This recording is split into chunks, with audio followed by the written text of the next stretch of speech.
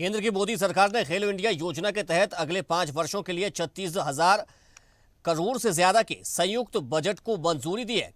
ये राशि पिछली खेलो इंडिया व्यवस्था के मुकाबले करीब 8 गुना ज्यादा है। योजना का फोकस सिर्फ खिलाड़ियों को प्रतियोगिताओं तक पहुंचाने पर नहीं, बल्कि ग्रास रूट स्तर से प्रतियोगी और प्रतिभाओं की पहचान, प्रशिक्षण और उन्हें अंतर्राष्ट्रीय स्तर तक तैयार करने पर है। नई व्यवस्था में उभरते खिलाड़ियों के लिए इमर्जिंग खेलो इंडिया एथलेटिक्स और खेलो इंडिया फीडर स्कूल और उत्कृष्ट विद्यालय जैसी पहल शामिल की गई है। साथ ही कोचिंग व्यवस्था को मजबूत करने के लिए नेशनल कोच बोर्ड का प्रावधान भी किया है। इस बारे में मध्य प्रदेश के खेल मंत्री विश्वास सारंग का कहना है कि सरकार का मकसद गांव और स्कूल के मैदान से प्रतिभा तलाशना, फिर उसे तराशना और भारत को बड़े अंतर्राष्ट्रीय मंच पर मजबूत खेल शक्ति बनाना है। इस योजना के तहत जहां पैरा खेलों को भी आगे बढ़ाया जाएगा, तो पारंपरिक खेलों पर भी विशेष ध्यान दिया जाएगा।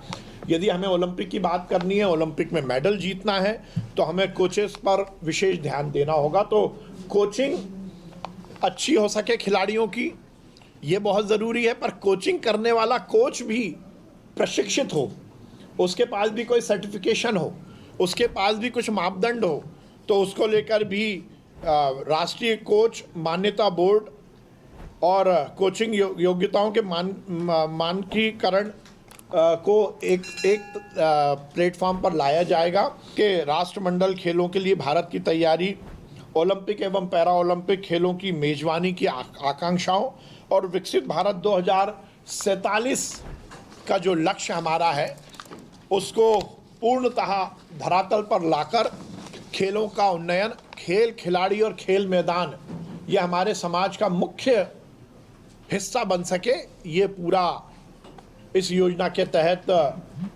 संपूर्ण रूप से ज़मीन पर उतारने का हम काम करेंगे।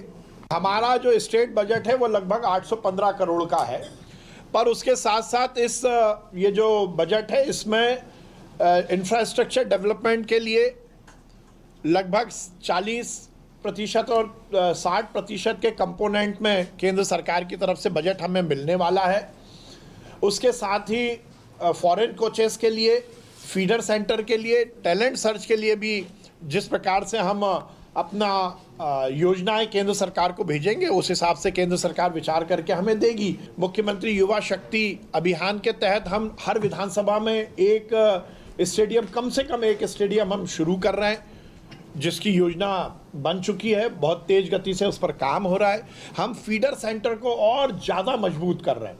हम अभी तक हमारा केवल हॉकी में फीडर सेंटर था, अब हम आगे आने वाले समय में ये सुनिश्चित करेंगे कि हमारे फीडर सेंटर, जितनी हमारी एकेडमीज हैं, उन सब के हम फीडर सेंटर बनाएं। देखते रहिए स्वदेश न्यूज। अगर आप इस वीडियो को सोशल मीडिया हैंडल फेसबुक या इंस्टाग्राम पर देख रहे हैं तो हमें फॉलो करें। अगर यूट्यूब पर देख रहे हैं तो सब्सक्राइब करें और बेल आइकन दबाना ना भूलें।